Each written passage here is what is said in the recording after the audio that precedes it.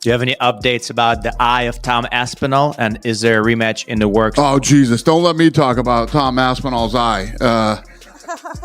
Apparently he's going in for a second surgery or just had it, and by surgery, I mean injections. I have no idea. Get a quote from him. God fucking forbid I say something about it. Go ahead. Do you have any updates about the eye of Tom Aspinall? And is there a rematch in the works? Oh, Jesus. Don't let me talk about Tom Aspinall's eye. Apparently he's going in for a second surgery or just had it, and by surgery, I mean injections. I have no idea. Get a quote from him.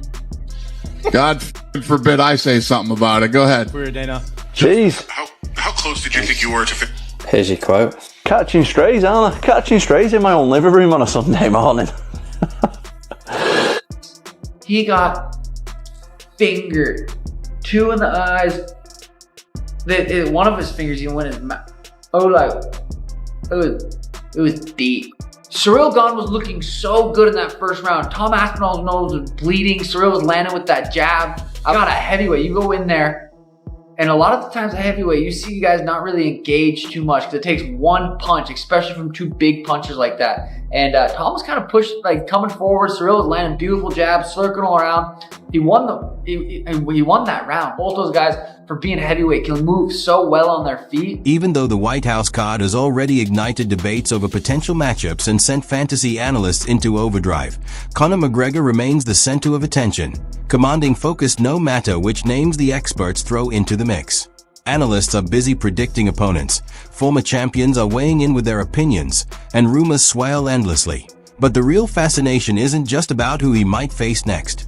It's about what McGregor's comeback represents. The return of a fighter who has redefined hype, charisma, and danger inside the octagon, and whose presence alone has the power to electrify fans and shift the entire narrative of the fight game. If Tom came out and said, no, I'm not going to rematch him, he's a cheater.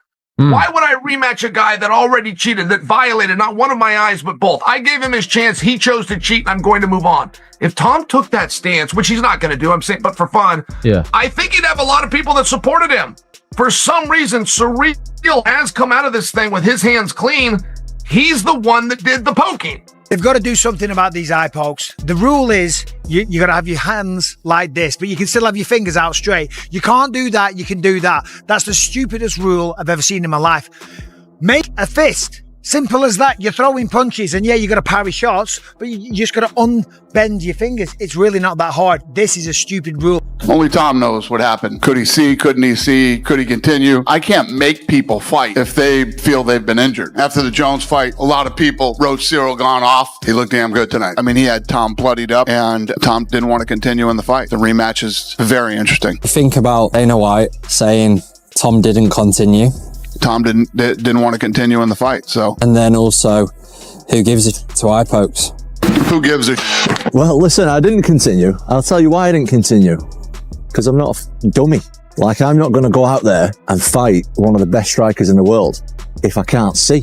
I know, as an MMA fighter, look, things are going to happen in the fight that compromise you. Go back and watch my fight with Arlovski. At the end of the first round, he punched me right in the eyeball. Final 20 seconds of the first round. Oh, big right from Arlovski. For the rest of that fight, I couldn't see him out that eye. That's fine. If you get punched or kicked in the eye, that's fine. If you get double eye poked in both eyes and you've got no vision because of a foul, why should I carry on so some dummy can look and say, oh yeah, Tom just got knocked out? Because I ain't going to fight if I can. When Conor McGregor was linked to the White House card, Daniel Cormier noted that after massive paydays against Floyd Mayweather, Khabib Nurmagomedov, and his business ventures, McGregor's hunger might have faded. Cormier also pointed out that Khabib's grappling exposed a new level of challenge, showing the difficulties McGregor could face in a comeback. That is your heavyweight champion. That is one of the best and most popular fighters in the world. And the reaction is, geez, don't let me say anything about him. Last I heard, he had a couple surgeries, well, injections. Like the whole thing felt dismissive.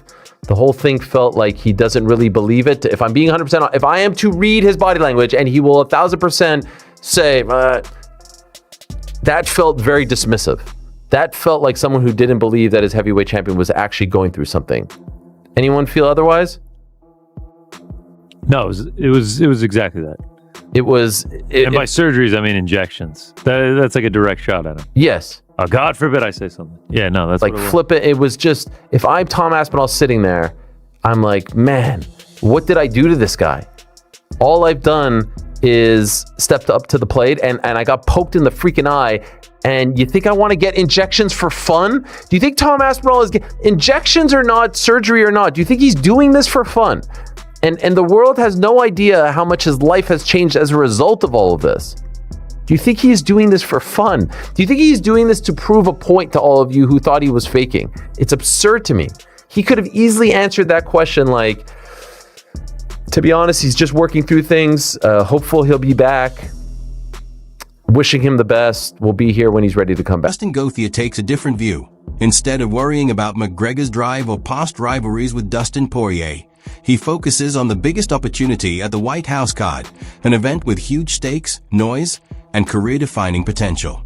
Tennis his friend answered Elijah, and he would vacate the title if Elijah got to a point where he was going to fight for the title. I hate that, you know, Tom saying I'd vacate if he fought. It's even silly to talk about that when a guy's ranked. Demetrius Johnson disagrees, arguing that big names like McGregor or Jon Jones shouldn't automatically get a spot on the White House card.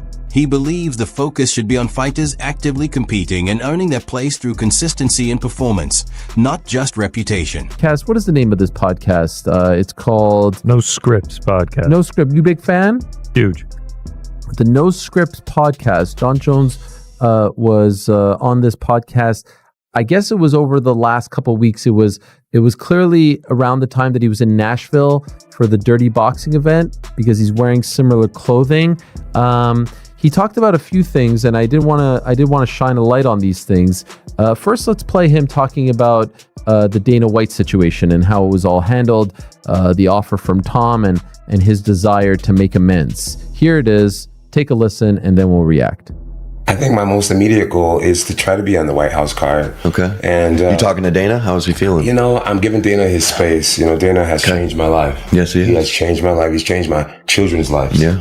And I'm forever grateful to him. And we had a verbal agreement that didn't go over well. Can we pause right there? Pause right there. A verbal agreement. Remember, there was some reporting by a handsome fellow, I forget his name escapes me, who said on multiple occasions that Jon Jones gave his word to the UFC when they got him the $30 million that he was asking for, and then a couple of days later he reneged. Actually, Chael's version of the story is actually quite accurate. He was feeling himself at the time. He was getting some nice little reality show offers, and he's like, you know what? I don't need this money. I'm getting, a pretty penny to do this stuff. So here he is. Dana confirmed it, if you recall, back in June when they officially moved on, and now here's Jon confirming it. And as I've said multiple times, never came out and refuted it, regardless of what his fans or people may say about me being a quote-unquote Jon Jones hater, which is not the truth. I'm just telling you exactly what happened.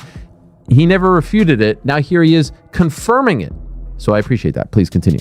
Nothing was finalized, but I do admit guilt. Not guilt, but I was wrong. You'll make it right at the White House. The way things went down, I was wrong, and I wish that I could see him face to face and just apologize to him, and so that we can let bygones be bygones and get back to making some major money for the sport and really entertaining these fans. He's a businessman, and there's no doubt that you are his favorite fighter of all time. There's the memes of it. He loves you. It's a matter of time. When he's feeling me, I think I'm one of his favorite fighters. When he's not feeling me, I'm probably the reason why he has a bald head. I think that host was feeling Jon Jones there. I mean, golly, the glaze. What gave you that impression? Oh, wait till you see the other clips. Forget this one. I mean, D1 glazing. Wait, the Aspinall just a matter of time. The Aspinall clip made me blood red mad. So okay, well, just on this one, I mean, Jon is fully, other than saying, the amount, saying it's on me, it's my bad. A little surprising. It's what, 5 months later, and they haven't met. They haven't talked. Like you would think, hey, can we meet? I'll fly to Vegas. Let's go out. I'll meet you in your office anytime you're ready. I'll fly to any event, whatever. Would suggest, I don't know if you guys feel otherwise. UFC fight. Can we expect to see you on the card? I can't promise anyone anything, but I have very strong feeling that I'll be on that card. It's going to be historic. But who would you take on? Who would be your dream opponent? I would want to take on whoever's holding the belt at the end of the year. Any possible names you think? Well, I mean, as of right now, the champion is Tom Aspinall, but we'll see who's the champion at the end of the year. Be only fitting to have an American guy fight for the championship. What's the rumor? Cyril Gane? Cyril Gane, supposedly. There's a video that hasn't gone viral, but one of his losses, he was very much an adult. I believe already a black belt, and he was taken down, and the guy twisted his ankle, and he had no defense. He tapped so quickly. I had a fight where I got arm barred, and I was literally willing to let somebody break my arm before giving up. This is Vitor Belfort. Vitor Belfort. With Tom, the moment he felt any pressure on his ankle, he tapped immediately, which lets me know a lot about him. I guess the clarifying question then is, if Dana and Hunter do come to you after this fight, the figures make sense to you, would you then be open to fighting Tom Aspinall, or are you categorically thinking, he does nothing for me, I will not fight that guy? He does nothing for me. He does nothing for me. If you're a person that wants to see me really challenged, then I get it. 7 years younger, like 35 pounds bigger than me, right? I get it. It's like, wow, this John's so good. We finally found someone way younger and way bigger than him. Let's see how he does against that. I get that narrative. But for me, if you were my manager, if you were on my team, why not fight against Pereira, a guy who's the same age as you, and we walk around the same exact size? Business-wise, it makes more sense. Fight I'm going to call him this, fight the nobody that may be more dangerous, or fight the guy with all the accolades who's incredibly dangerous, but it actually will affect your legacy. Chael Sonnen expressed skepticism about McGregor, dismissing recent claims of negotiating with the U.S. government as false. He noted that McGregor's recent spoof interview felt exaggerated, comparing it to a pro wrestling persona that can start to blur into real life. And went running. And we have wasted so many fucking months, and all of it for what? For Jon Jones to eventually get to the point where the UFC were like, are you going to fucking fight or not? And he's put a fucking tweet out to retire. That's what all of this was for. A fucking tweet. Oh, and a press conference in Azerbaijan. Jon Jones called us last night and retired. Jon Jones is officially retired. Tom Aspinall is the heavyweight champion of the UFC. It's honestly a disgrace that this is how Tom Aspinall wins his heavyweight world title, when Jones never beat anyone who was the champion either. Jones was never any more of a champion than Tom Aspinall was. But for him to be announced as world champ like this, it's just not right. And when you look at the star that Tom Aspinall could be, the amount of fights he could have had in all of this time, and the fact that he's just patiently sat there and wasted months and over a year of his career in his prime because Jon Jones might want to fight him, what a disaster this is. And I can't believe that it's taken the UFC this long to figure that out. And I get it on the one hand, because they're trying to give the fans what they want, and also, who would have really believed that someone like Jon Jones would delay things this long and bottle it in such fashion? I mean, it's pathetic on his part. But to be fair, Aspinall predicted it himself, so I just wish that they hadn't Michael Chandlered him this badly and kept him on ice. And inactivity is a terrible thing for fighters, and I just hope that this doesn't impact Aspinall's career any more than it already has, because unlike Jon Jones, people can say what they want about Jon Jones as a fighter, right? We've all acknowledged he's a skilled fighter, but as a man, I think he's a piece of shit. And Tom Aspinall is a very good man, in my opinion. And I just hope he gets the treatment that he deserves for the remainder of his UFC career, because this hasn't been good enough. The one good thing to come out of this for Tom Aspinall, other than the heavyweight title, is kind of his aura now. When the greatest of all time won't even step in a cage with you, it builds up who you are, right? You have that fear factor of the guy who everyone was scared of is scared of him. How fucking good is Tom Aspinall? Very good is the answer. And it's funny because in all of the posturing that Jon did, in the tweeting and the interviews, and I don't care, I don't want to fight him, he doesn't do anything for all of that coping that we witnessed, where he was trying to say everything he could to make himself feel better about not wanting to fight this guy, and telling us all how unbothered he was in fighting Tom Aspinall, showed exactly how bothered he was. Because Jon Jones, like, you know, even though he thinks he's smart, he's a child, right? And he doesn't realize in all of that coping, we can read him like a fucking book. And all he's done is kind of promoted Tom Aspinall for an entire year in this tour that he's gone on, in showing you're scared of him, mate, and we fucking know you are, because actions speak louder than words. And Jon Jones has moaned his entire career about fighter pay. He named his price. Dana White gave him it and said, yep, no problem. And he still turned down the fight. This is a man motivated by money. He never shuts up about it. You get your biggest payday ever, and you still haven't got the balls to step a toe in that fucking cage with him. I know a lot of Jon Jones fans, will be hating and all of that, and, he doesn't need the fight, whatever. His heavyweight legacy has been the worst of any heavyweight we've ever seen as a champion.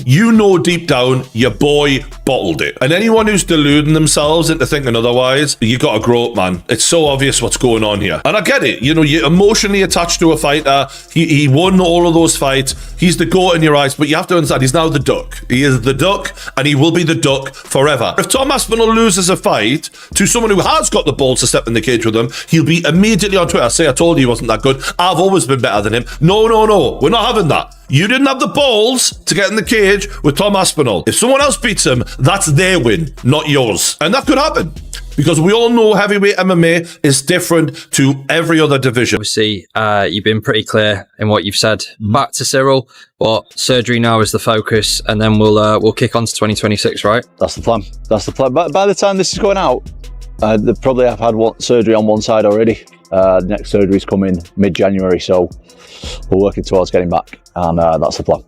It was really bad how it looks, and he said you can't train your eyeball to be stronger. It is what it is.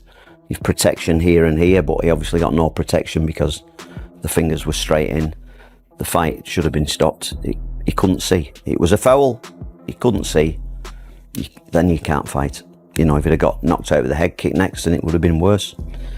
I don't know. And then he said, sometimes when your eyes here like that, it can become displaced and stay there. And they did a few tests on that, and they said it doesn't seem like that. And his vision on the eye that's the best eye, his eye wasn't following properly, so the muscles weren't working strong enough to go this way. This one just wasn't working that good at all.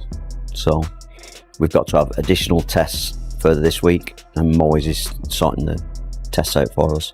And Child warned that some claims about McGregor fighting at the White House are unrealistic, like special parks or national symbolism.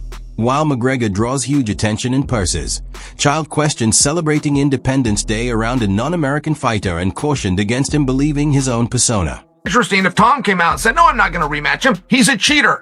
Why would I rematch a guy that already cheated, that violated not one of my eyes but both? I gave him his chance. He chose to cheat, and I'm going to move on. If Tom took that stance, which he's not going to do, I'm saying, but for fun, I think he'd have a lot of people that supported him. For some reason, Surreal has come out of this thing with his hands clean. He's the one that did the poking. They've got to do something about these eye pokes. The rule is you got to have your hands like this, but you can still have your fingers out straight. You can't do that. You can do that. That's the stupidest rule I've ever seen in my life. Make a fist. Simple as that. You're throwing punches, and you got to parry shots, but you just got to unbend your fingers. It's really not that hard. This is a stupid rule. Only Tom knows what happened. Could he see? Couldn't he see? Could he continue? I can't make people fight if they feel they've been injured. After the Jones fight, a lot of people wrote Cyril Gane off. He looked damn good tonight. I mean, he had Tom bloodied up, and Tom didn't want to continue in the fight. The rematch is very interesting. Think about Dana White saying Tom didn't continue. Tom didn't want to continue in the fight, so. And then also, who gives it to eye pokes? Who gives it? Well, listen, I didn't continue. I'll tell you why I didn't continue. Because I'm not a dummy. I'm not going to go out there and fight one of the best strikers in the world if I can't see. I know, as an MMA fighter, look, things are going to happen in the fight that compromise you.